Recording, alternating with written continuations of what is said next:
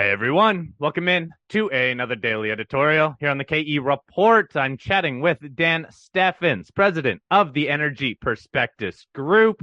And as we do on a monthly basis, we are focused on the energy markets, more specifically oil and natural gas. We're going to talk about some of the price drivers within, especially the oil price here. And then we're going to talk about a couple companies that Dan sent over to me that he likes the setup of. But Dan, first and foremost, I think we do need to address what has happened in the oil price. It was about $95 at the end of September and has moved almost straight down through October and November below $70 a barrel. Not at a low for the year, but there has been no doubt some momentum to the downside for the oil price.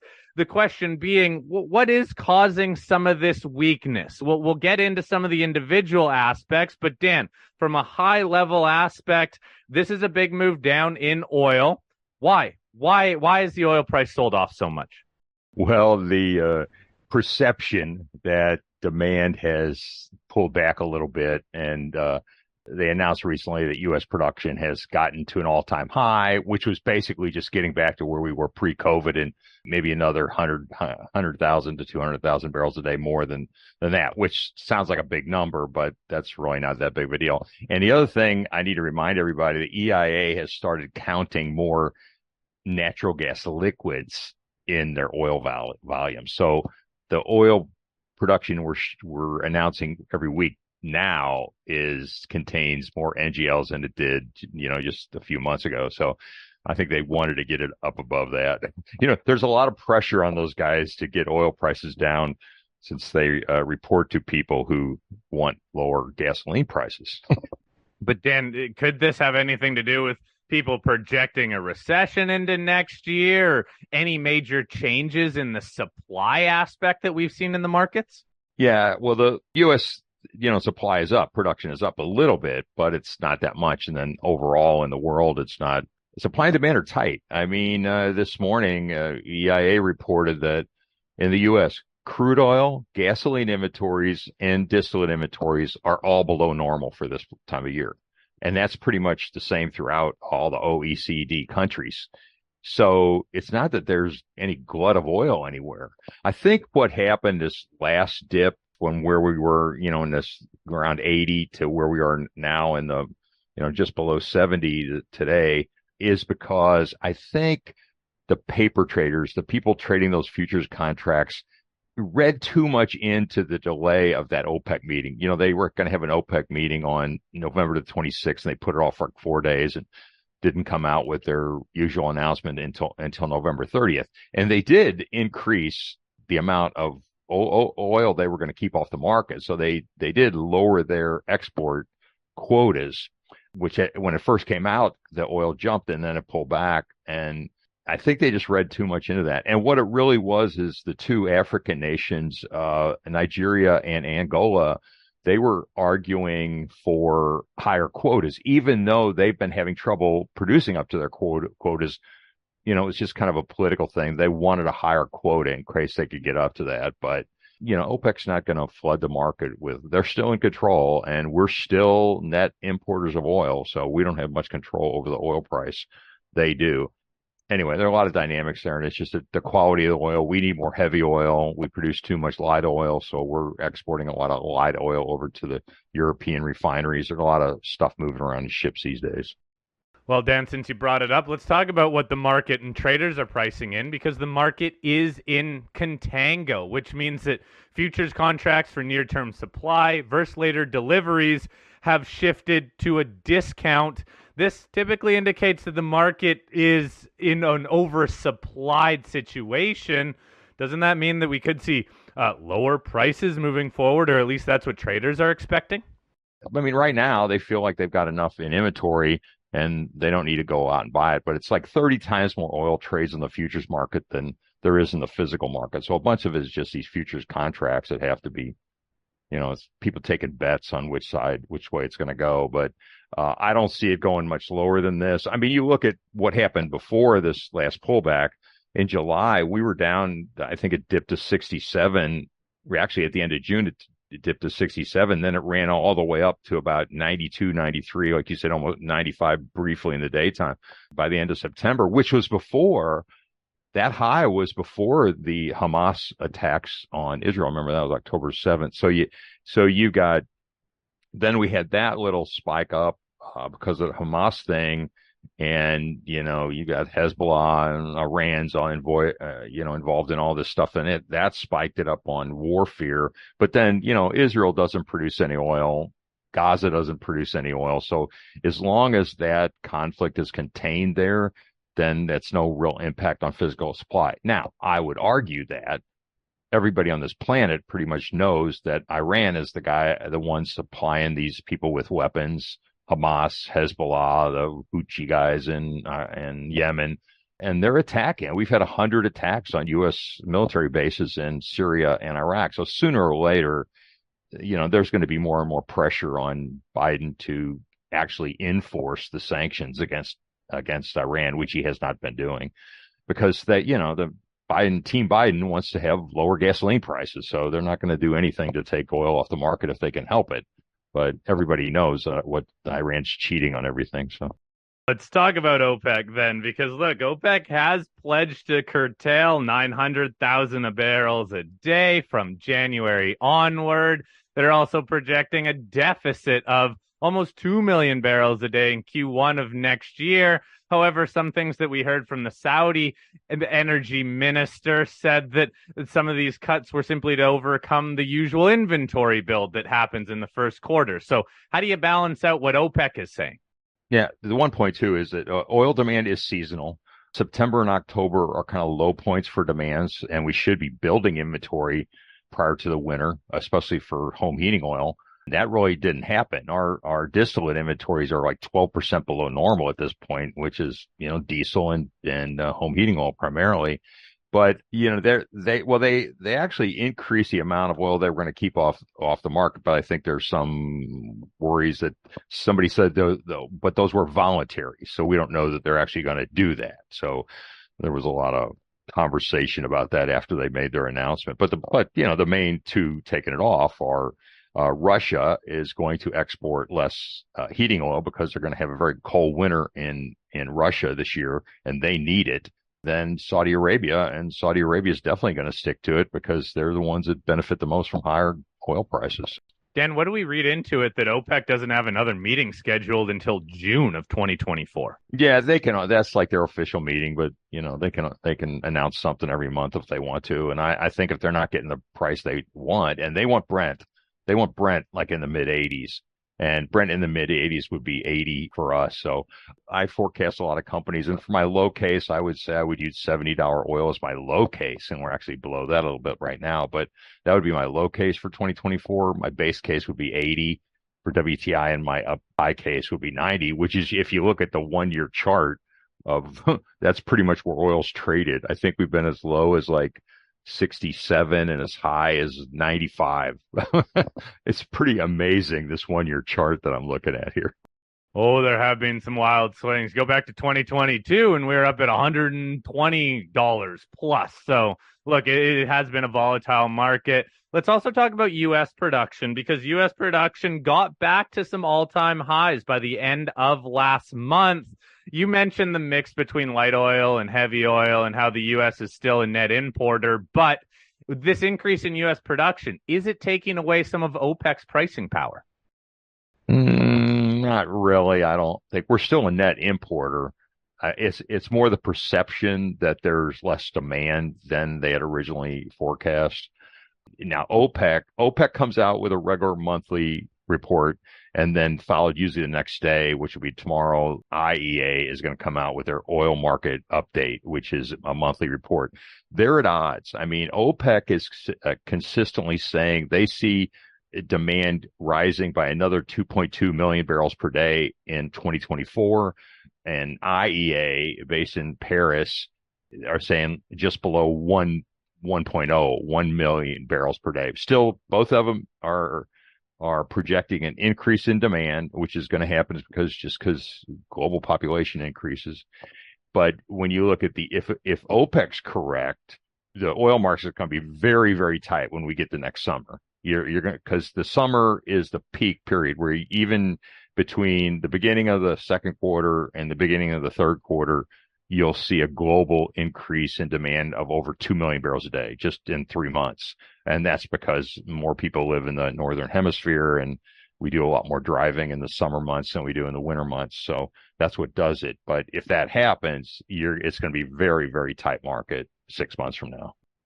Okay, let's just get a quick comment on the natural gas price because that too has gone through a pretty quick fall. Back in November, it was over $3.60, and now it's the whole way down to about $2.30 and some change there. But what's caused this major pullback in natural gas prices?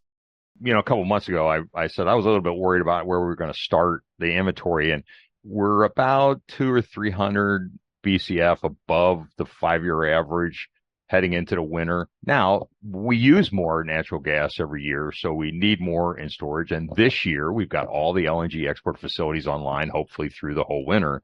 And if we just have a normal winter, this will all work down. Storage capacity will go down. What's in storage will go back down to normal by April. Actually, the surplus to where we were last year should be gone by the end of January. So I think it's weather. There's so much weather-related demand. If it's really, really cold, we can draw 300 BCF out of storage in a week. You look at history, we had a lot of them. In fact, we had 107 or 117, I think, BCF pulled out of storage for the week ending December 1st, and I didn't think it was all that cold that week. So, we'll just see. But our LNG exports should remain near capacity. So this will work out. Now, the price you're seeing is the price of the front month contract, which right now we're at what, 235 on the January contract. Well, that's down because when the utilities that bring gas to your home think they have enough gas in storage, they're out of the physical market. So there's more paper traders that have to close their long positions, and there's not as many buyers for those contracts willing to take the physical supply. So that's what's caused this drop off. Now, in an El Nino winter, they usually start mild and then January can get very, very cold. So if that happens, you could see this all flip back to $3 in January. That's what I hope. My average price I'm using is $3.25 for next year, with it being much higher at the end of the year than at the beginning. Okay. Yeah, it's just been a very quick fall after it looked like it was trying to establish itself above that $3 level. Yeah, but I looked today and on October 31st, natural gas was $3.80. So look at over $1. That's a huge percentage move for the gas. Yeah, it's a huge move down. All right. Well, let's talk about your portfolio strategy, especially when it comes to oil companies, because look, a falling price does put pressure on some of these stocks. So in a broad sense, what type of companies do you focus on in these, well, slightly, at least in the short term, more bearish times for oil and natural gas? Yeah, I'm doing this personally in my own portfolio, is invest in companies that pay really good dividends, that they have the free cash flow to continue to pay their dividends. They have strong balance sheets. They don't have any near-term debt problems, and they have rising production, and they can fund that production growth entirely with operating cash flow and use $70 or even $65 to do your forecast. And you'll see that these companies are still very, very profitable at today's oil price.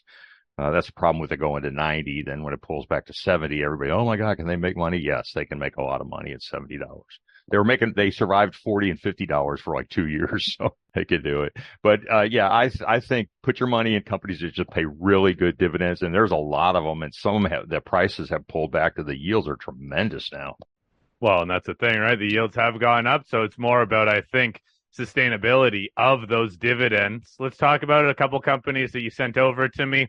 One, which we have had on the show a number of times, that is Hemisphere Energy, traded on the TSX Venture Exchange under the symbol HME. This company is continuing to grow, and it is a vastly different company than it was from back in 2020 and prior to that. Take us through Hemisphere and what you're liking about the company right now. Well, Hemisphere, as your listeners probably know, it's a Canadian junior. Trades primarily on the venture exchange. Current production is about 3,300 barrels of oil per day. It's almost 100% heavy oil company.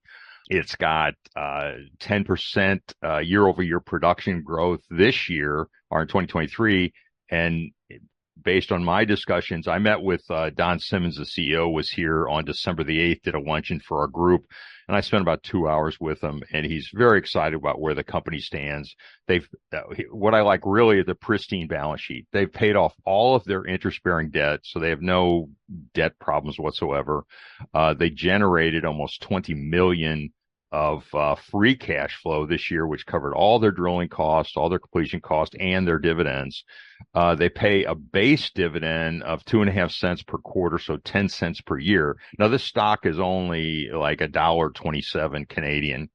So just based on their base dividend, the yield is about 8%.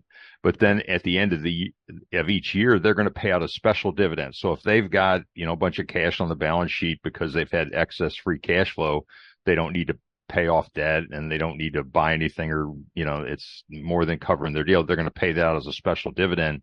And on the 1st of November, they just paid out this year's special dividend of 3 cents. So the dividend yield was 13 cents in total dividends, which is a 10% dividend yield on the current share price. And now that they've paid off all their debt, interest-bearing debt, they should have even more free cash flow at the end of next year, unless we have a significant reduction in price.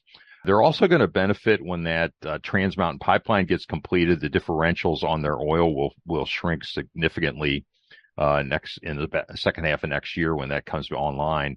So that'll really help. So they're in really good shape, and I'm really excited. They have a new project, a new polymer flood project they're going to start a pilot program on this year. They've accumulated 10 sections of land, so it's a pretty big deal that could actually double the company's production in the next 3 to 4 years. Interesting. Okay, so again, kind of that growth as well as that underlying cash flow generation. Let's talk about one other company that you sent over to me, Civitas Resources, traded CIVI. This is a much larger company, and this also has been growing by acquisitions. Now a balance in the DJ Basin in Colorado and the Permian Basin in Texas. What are you liking about Civitas? Yeah, and it is a much, much larger company than Hemisphere. Like Hemisphere's got a market cap of 127 million. Civitas is 6.2 billion market cap. And actually, for a company of its size, it has very little coverage. I'm surprised. And it was brought to my attention with one of our members just to look at, is this dividend sustainable? And I have looked at it, and yes, it is. And it paid out this year. They've already announced their fourth quarter dividend. And so total dividends for the year are $7.60. And the stock this morning was trading at $65.85. So that's 11.5% dividend yield. And it looks very sustainable. Their current production, they closed 2 Permian Basin acquisitions in the beginning of the fourth quarter, or late third quarter. And their current production is 275,000 BOE per day. So this is 275,000 compared to Hemisphere's 3,300. So much, much larger company. And they are going to close. Everything's pointing to a closure of an even bigger acquisition in the Permian Basin that will push their production up to 335,000 BOE per day by the end of January, because that deal is going to add about 60,000 BOE per day, with 30,000 of that being crude oil. It has 2 core areas. Its primary one was DJ Basin, but after this acquisition that closes in January, they're going to be evenly split between the DJ Basin and the Permian Basin, which is almost all of it in Texas, a little bit in New Mexico. Production mix for next year should be 48% crude oil, 29% natural gas, and 23% natural gas liquids, in addition to generating a lot of free cash flow, well over $1 billion this year, and going to be $1 billion, $1.1 billion next year probably. They have a lot of running room. They have over 2,000 low-risk horizontal development drilling locations in these proven areas that they own in now. So they've got plenty of growth locked in. Like I said, free cash flow ought to be more than enough to pay their dividend. They have a base plus variable dividend policy. And a lot of times when you look at these companies like on Yahoo Finance or Fidelity or something, you'll only see their dividend yield that includes the base dividend. So it's 50 cents a quarter. So that would be only $2 a year, $2 per year. But their variable dividend has been running $1 to $1.50. So they've been paying out, some dividends are even at $2 for the quarter. So you got to look at that. So they pay out 50 cents per quarter, plus their very variable dividend is 50% of their previous quarter's free cash flow that they're paying out. And so it looks really good. And they're going to generate a whole bunch of free cash flow next year. So it looks really good. And I expect them to pay dividends that total $8 next year. So take $8 over their current share price to get with the yield. And that's the yield of like 12%. So it looks really good. Strong balance sheet, a lot of financial backing. They have plenty of liquidity. My current valuation is $100 a share, and first call's price target is 95.10. So I'm not way out there on a limb someplace, but a lot of analysts like this, and several analysts have recently put out price targets of more than $100 a share in the stock. All right. So there's a couple stocks for you to follow along with. One final question before I get you out of here, though, Dan, is, look, I was listening to CNBC a couple days ago, and they noted that any or most of the major M&A deals this year have come from the oil space, and we have seen some mega deals. What do you think that means as we move into 2024? Has a lot of the money been spent? Well, a lot of those deals were all stock deals. Like Permian Resources did the acquisition of Earthstone, which I love that deal. I love that combined company. In my opinion, it is the number one takeover target now. And that was an all stock deal. So they haven't had to go borrow a bunch of money or anything. And because they have so much free cash flow, they can do acquisitions. And also a lot of these deals have been done like a public company buying out a private company. I'm seeing more and more of that. And, you know, these private companies that put together these big drilling programs they'll drill all that out. They'll prove up a whole bunch of acreage, and then they'll want to monetize that and sell that into a public company. And they're willing to take stock, and they especially want stock of companies that pay dividends and, do that. And a lot of times that can be, structured as a tax-free exchange, actually. So you're seeing that. And one thing with this ramp up in U.S. oil production, a lot of that is wells drilled by private companies, not public companies. So we will see a drop off in drilling activity in the first quarter, mainly because of weather. It's more expensive to do this stuff in the winter than it is in the nice summer days. But also it's that these private companies want to drill a bunch of wells so they can deduct that IDC well costs for their partners. But anyway, yeah, there's been a lot of activity, and there's a lot of funding available to these companies if they want to do deals now. Yeah, boy, oh boy, it's been a big bright spot for the markets, all these mega deals that have happened. And I think it just goes to show just how much money these oil companies are making after, man, they sure had a rough go of it when oil was not just unloved, but traders really shied away from all of the stocks. That environment has definitely changed. Yeah, 2020 was probably the worst year ever. And then 22 and 23 have been really, really good years for the sector. Dan, thank you very much for your time. It's always great having you on the show, and I really do enjoy the work that you do over at the Energy Prospectus Group and all the deep dives that you do into so many different energy companies. So again, I'll post a link below this interview. And Dan, we'll chat again next month. I hope you have a great rest of your month, a very happy holiday season, and hey, to a better 2024. Okay, thanks a lot.